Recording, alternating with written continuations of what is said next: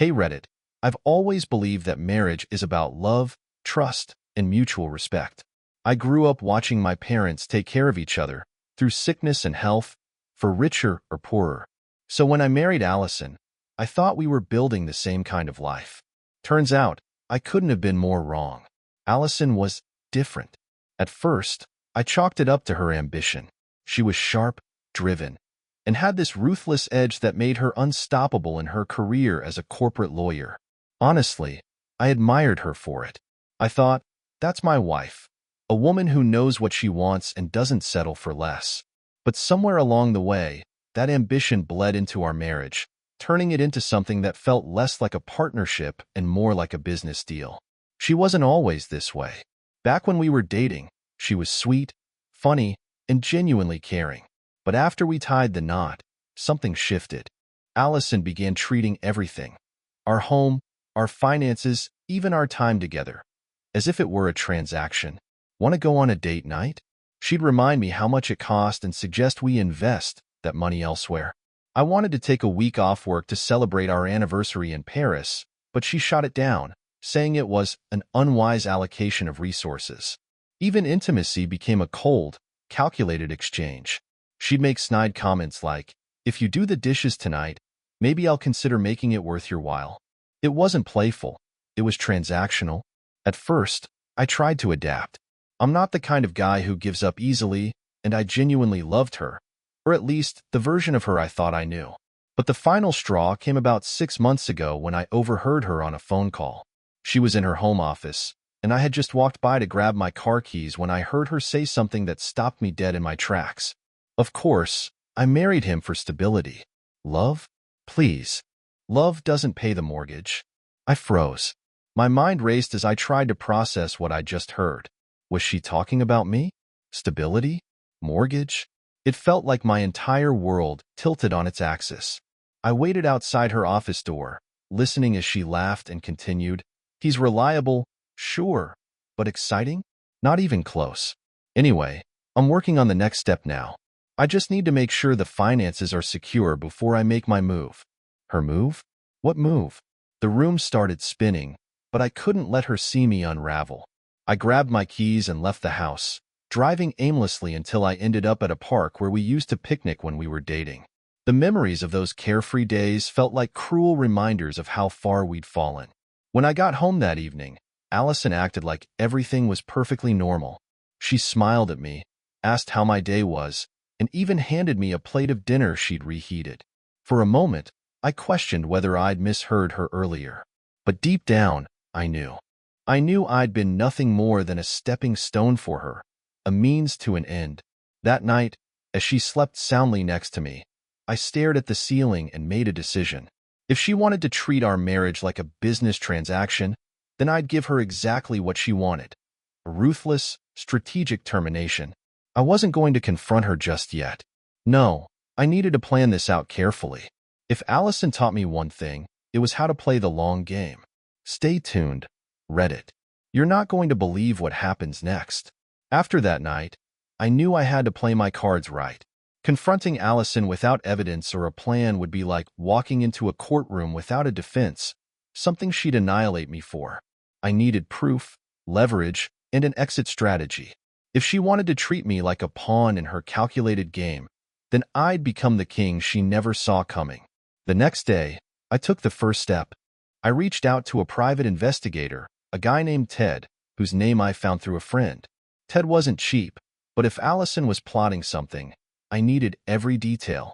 After explaining the situation, Ted nodded, his face neutral but his eyes sharp. "If there's something going on, I'll find it," he assured me.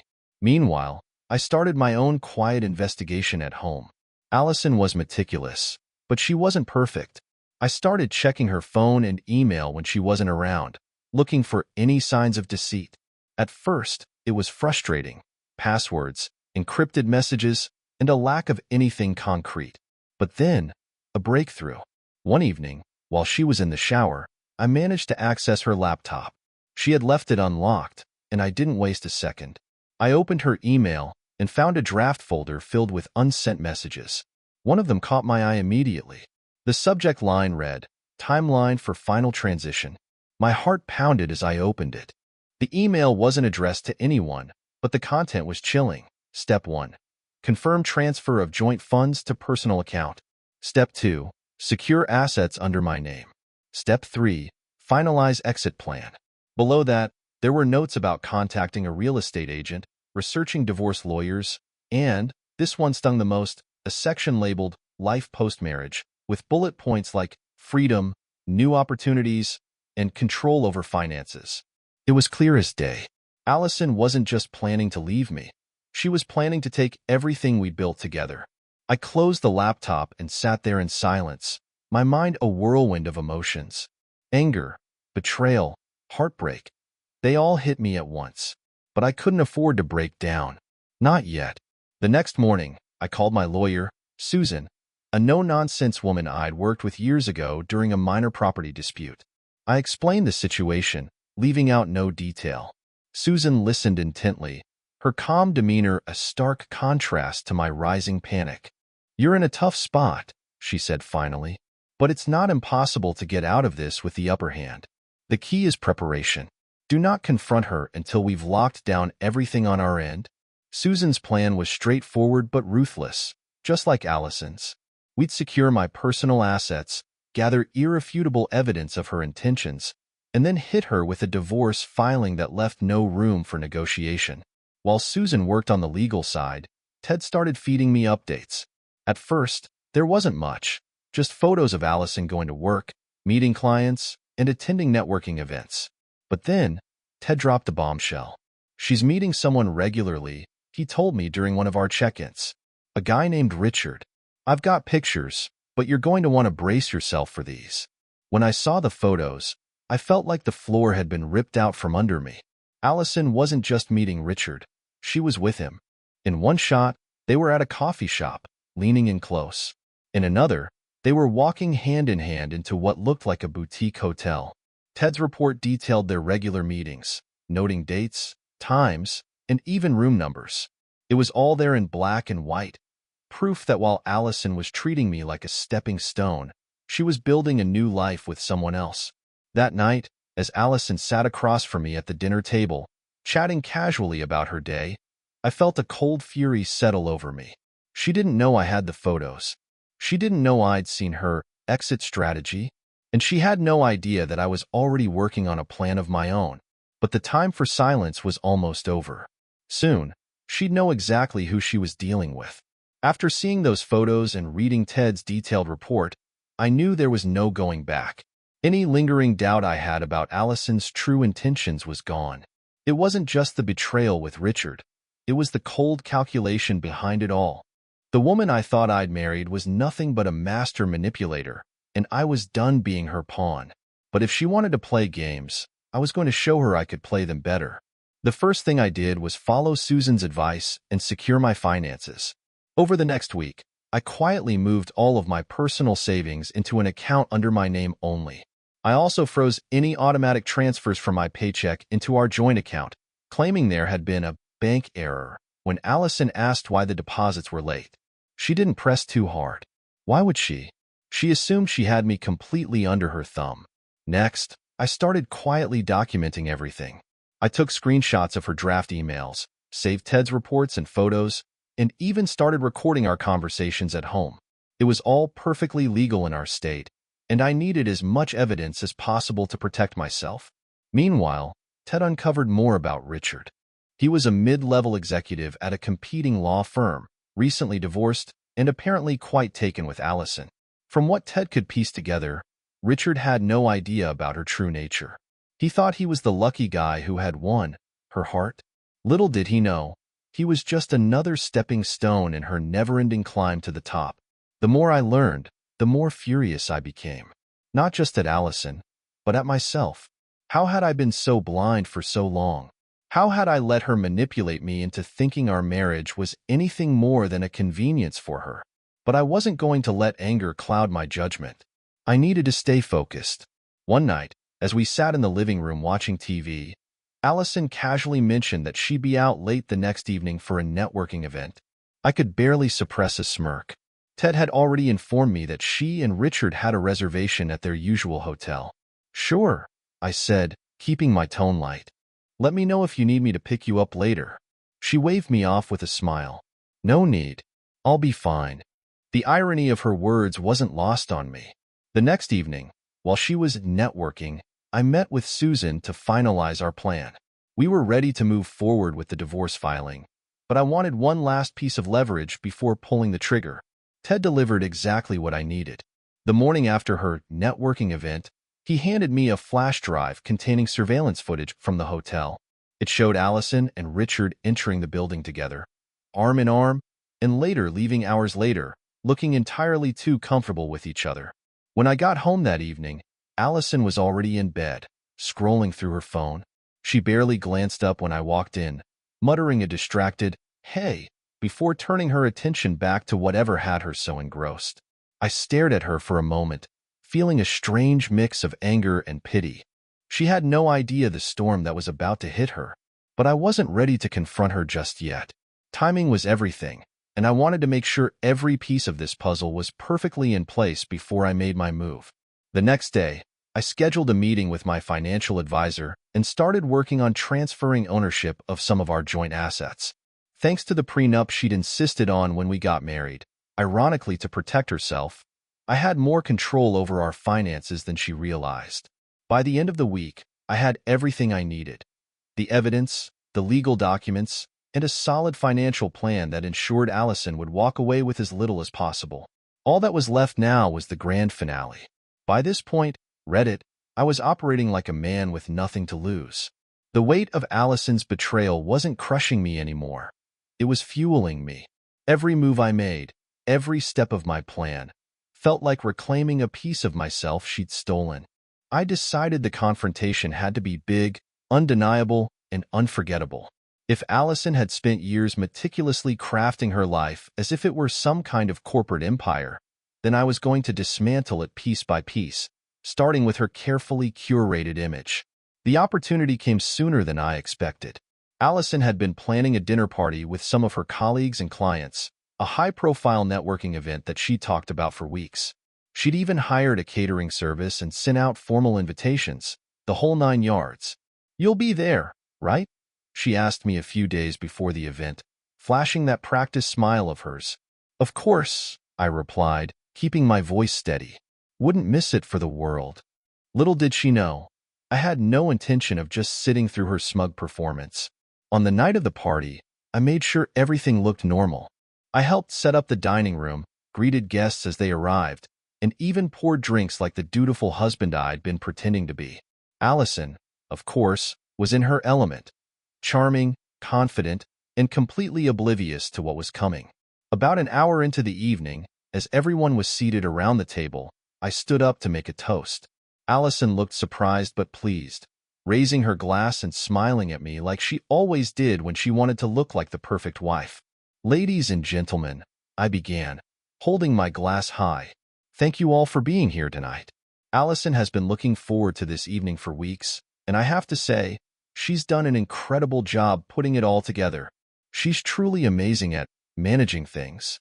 There were polite chuckles around the table, but Allison's smile faltered slightly. She knew me well enough to sense something was off. "And speaking of managing," I continued, my tone sharpening just enough to make her sit up straighter, "I think it's time we all raised a glass to Allison's incredible ability to multitask.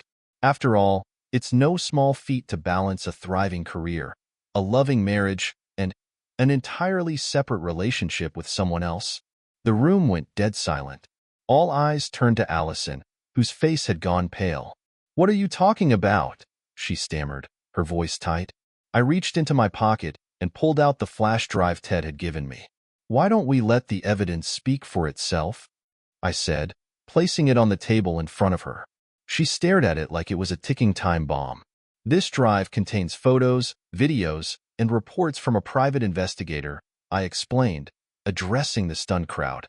"It proves, beyond a shadow of a doubt, that while my wife was pretending to be the picture-perfect partner, she was sneaking around with a man named Richard. You know, her networking partner." Gasps and murmurs rippled through the room. Allison's colleagues exchanged awkward glances, some looking outright disgusted. "You're insane," Allison snapped, her voice rising as she tried to regain control of the situation. "You're just trying to humiliate me." "Oh, I'm not trying," I said, leaning in closer. "I'm succeeding." I could see the panic in her eyes as the reality of the situation sank in. Her carefully constructed facade was crumbling, and there was nothing she could do to stop it.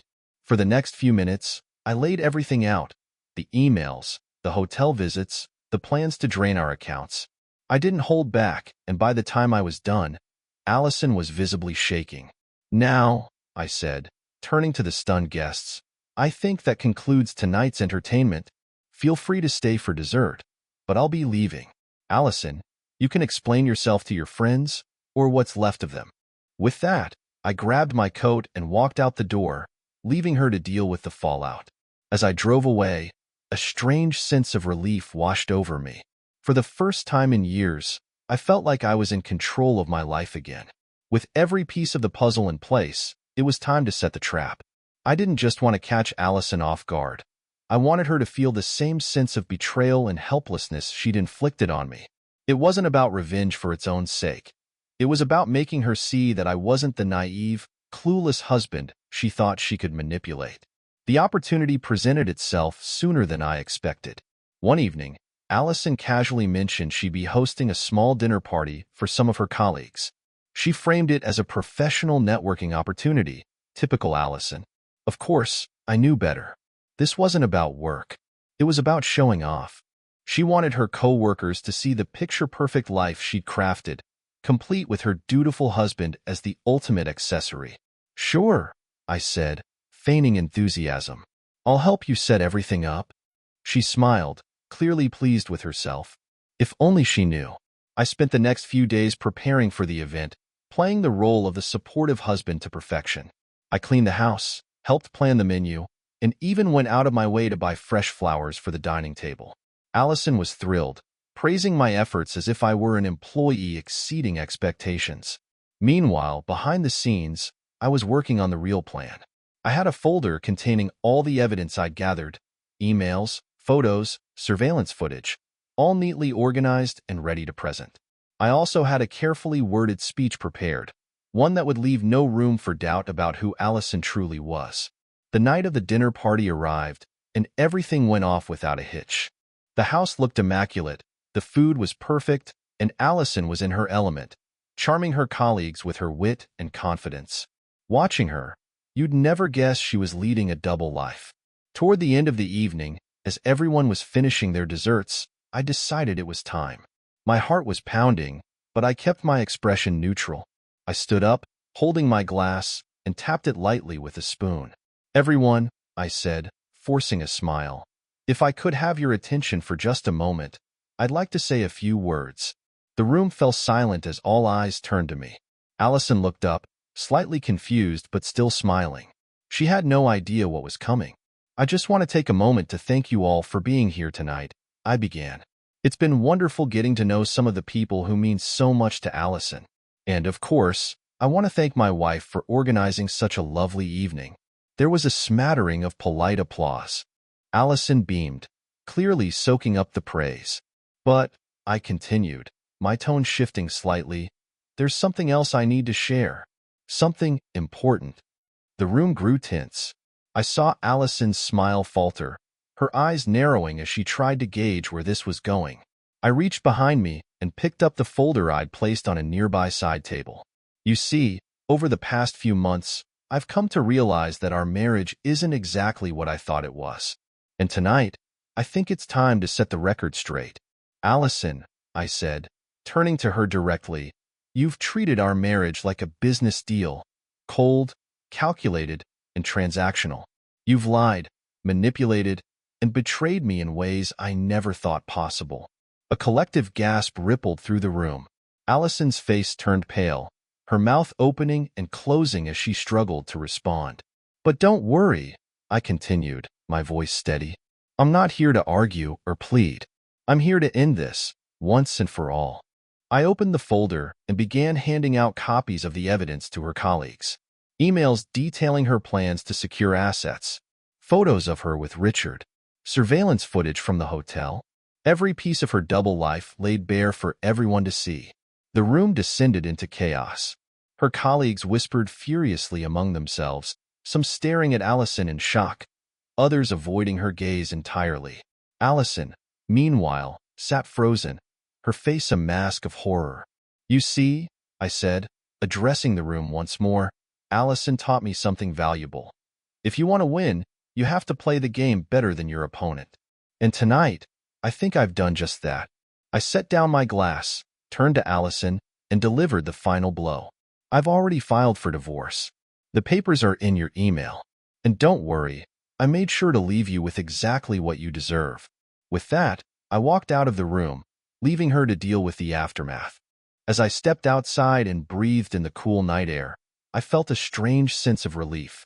It wasn't over yet. There would still be legal battles and emotional scars to deal with, but for the first time in months, I felt like I was in control of my life again. As I walked away from the chaos in my own dining room, a wave of emotions hit me: relief, exhaustion, and, strangely enough, satisfaction. For the first time in a long time, I felt like I wasn't trapped in Allison's carefully orchestrated game. I had flipped the board over, leaving her scrambling to pick up the pieces. The drive to my temporary apartment was quiet, almost surreal. The space wasn't much, just a modest one-bedroom I had leased under the radar during my planning phase. It wasn't home, but it was mine. No more Allison, no more pretense, just a place where I could breathe and start fresh. When I finally sat down and checked my phone, the barrage of messages had already begun.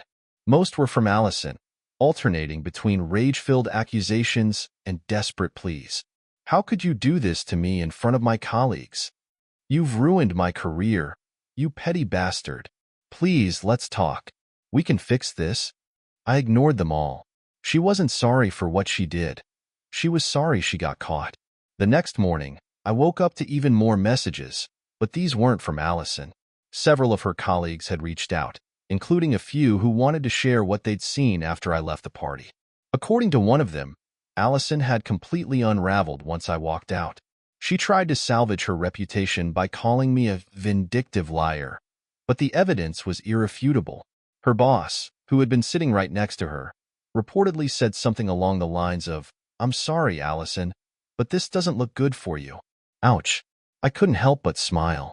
For years, she had prided herself on her flawless image, and now it was in shambles. But the real cherry on top came later that day when I received a call from Ted, my private investigator. "You're going to want to see this," he said, his voice tinged with amusement. Ted had continued tracking Allison and Richard after the dinner party, and what he found was almost too perfect. Apparently, Richard had no idea about Allison's scheme to siphon our finances. When he learned the truth, likely from one of her colleagues, he was furious. Ted had captured photos of the two of them arguing in front of the same hotel they'd been sneaking into for months. The argument ended with Richard storming off, leaving Allison standing there looking stunned. I couldn't resist. I forwarded the photos to her, along with a simple message: "Looks like your exit strategy didn't go as planned. Good luck." The response came almost immediately: "You're destroying my life. Why are you doing this to me?" I stared at the message, shaking my head. She still didn't get it. This wasn't about destroying her life. It was about taking back mine. The legal process was swift, thanks to the airtight prenup she had insisted on when we got married. I kept all of my personal assets, and she was left with little more than her own savings, which, as it turned out, weren't as substantial as she'd led me to believe. Allison tried to fight it, of course. She hired a high-priced lawyer and tried to spin the narrative that I had blindsided her with the divorce, but the evidence was overwhelming. The court sided with me on every point, and by the end of it, she was left with nothing but her name, and even that was tarnished. But the most shocking twist came a few weeks after the divorce was finalized. I received a call from Susan, my lawyer, who sounded unusually amused. "You're not going to believe this," she said. "Allison just filed a lawsuit against Richard." "Wait, what?" I asked, completely caught off guard. "She's claiming he misled her about his intentions and caused her financial and emotional harm," Susan explained, barely containing her laughter.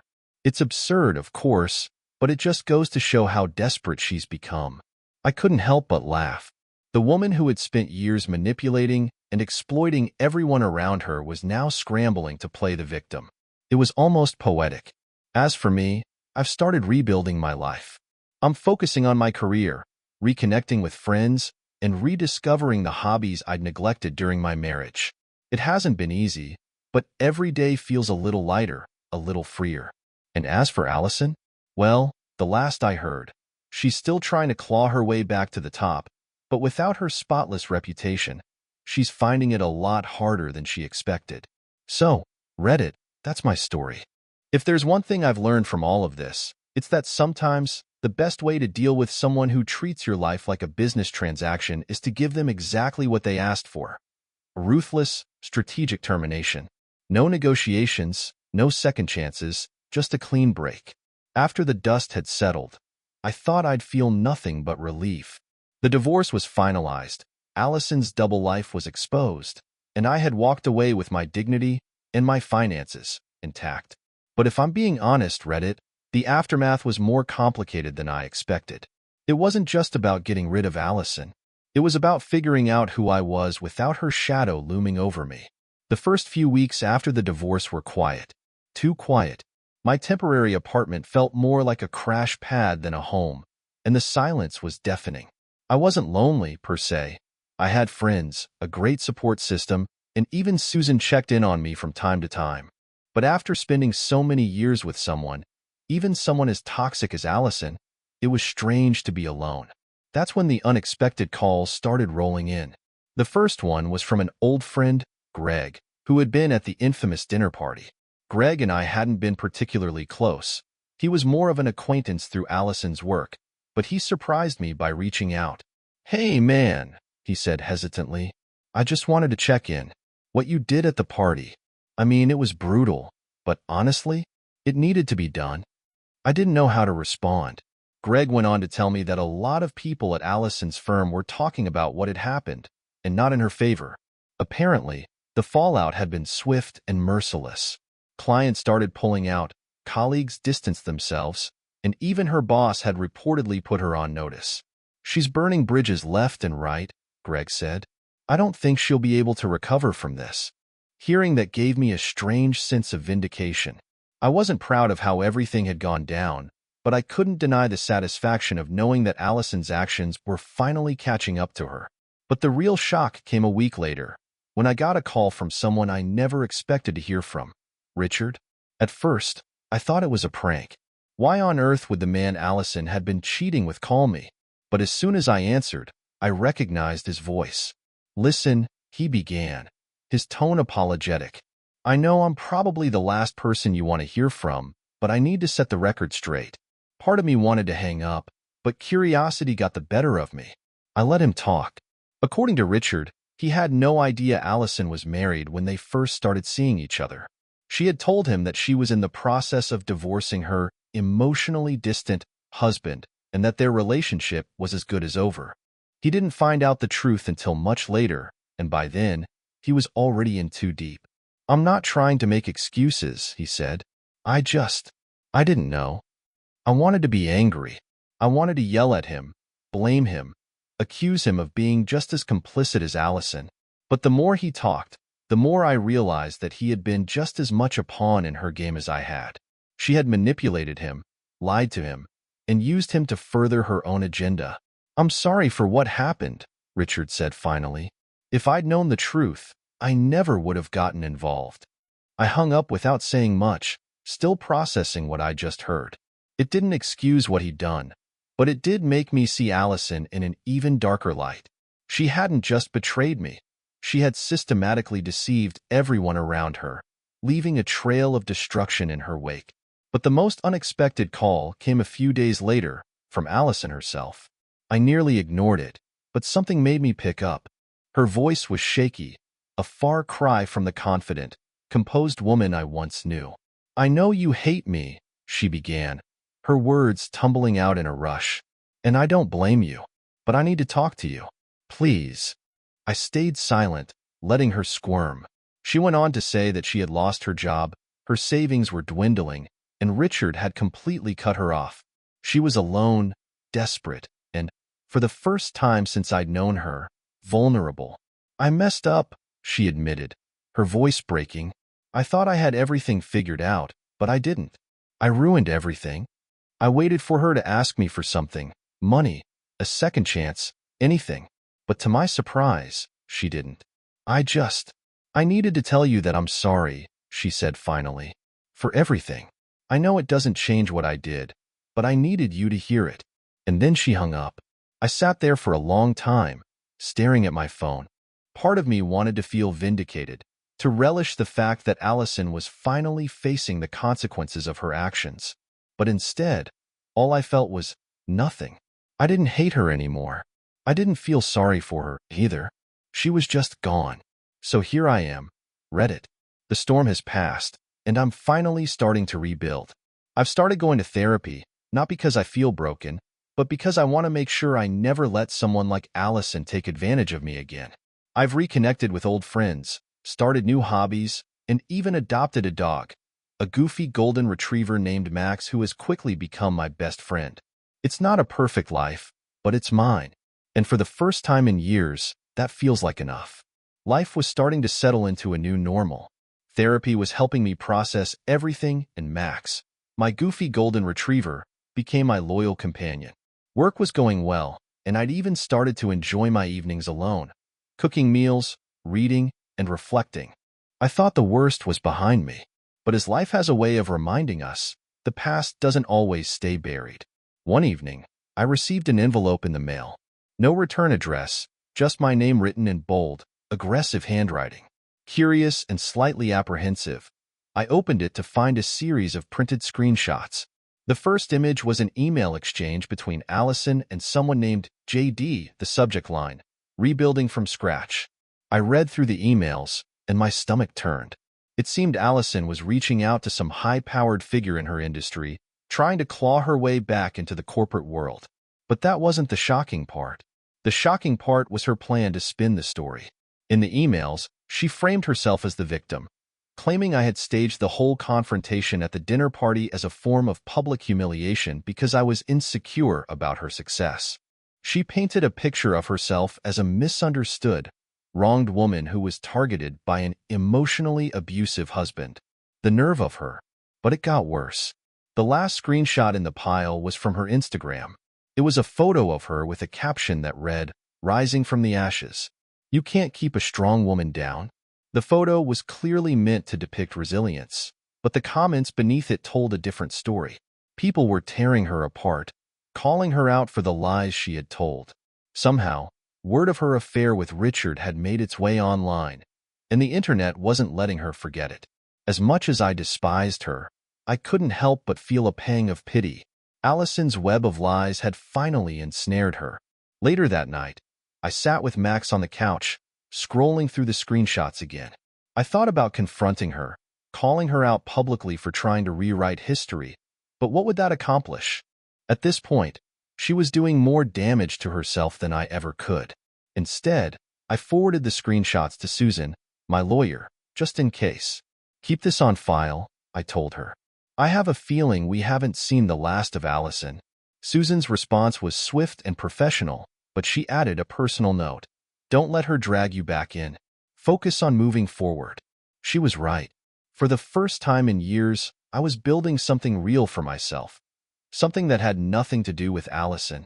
I wasn't going to let her pull me back into the chaos she thrived in. But even as I told myself that, a part of me knew this wasn't over. Allison wasn't the kind of person to disappear quietly. She was scheming, plotting, trying to reclaim the power she thought she had lost. And deep down, I knew that sooner or later, she'd try to drag me back into her mess. The question was, would I let her? A few weeks after receiving the envelope of screenshots, I found myself reflecting on something my therapist had said. Closure isn't about getting even. It's about letting go. I realized that I didn't need to respond to Allison's lies or get drawn into her drama.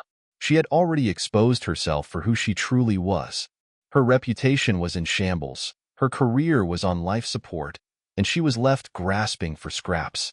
The truth had a way of catching up, and I didn't need to lift a finger to help it along. But Allison wasn't ready to let go. One morning, I woke up to a series of texts from an unknown number. The messages were desperate, erratic, and unmistakably from her. "I need to talk to you. You don't understand how hard this has been for me. We can still fix this. Please, let's meet." It was the same cycle all over again. Manipulation wrapped in self-pity. I didn't respond. Instead, I blocked the number and added it to the growing list of ways I was learning to protect my peace. But Allison didn't stop there. A few days later, she showed up unannounced at my apartment. I opened the door to find her standing there, looking disheveled and far from the polished, confident woman I once knew. Her hair was unkempt, her makeup smudged, and she was clutching a folder, no doubt filled with another desperate attempt to rewrite the narrative. "Can we talk?" she asked, her voice trembling. "No, Allison," I said firmly. "We have nothing left to talk about." "But I've lost everything," she pleaded. "Don't you feel anything for me? For what we had?" I stared at her, feeling nothing but a hollow sense of detachment. "What we had was a lie," I said, "and the person I thought I loved doesn't exist. You made sure of that." She opened her mouth to argue, but I held up a hand to stop her. "You need to leave, Allison. Whatever you're looking for, you're not going to find it here." For a moment, I thought she might try to push back, but then her shoulders slumped and she turned to leave. As she walked away, I felt an overwhelming sense of finality. This was it, the end of the cycle. In the weeks that followed, I poured my energy into building the life I wanted. I took Max on long hikes, reconnected with old friends, and even started dating again. Slowly, cautiously, but with an open mind. I didn't know what the future held, but for the first time in a long time, I felt hopeful. As for Allison, I heard through the grapevine that she moved to a different city, trying to start over. I don't know if she's found the redemption she's looking for, but that's no longer my concern. This chapter of my life is closed, and I've learned more than I ever wanted to about love, betrayal, and resilience. If there's one thing I hope someone takes from my story, it's this: don't let anyone, no matter how charming, ambitious, or convincing, make you feel like you're less than you are. You're stronger than you think, and sometimes the best way to win is to walk away. Thanks for following along, Reddit. Here's to new beginnings.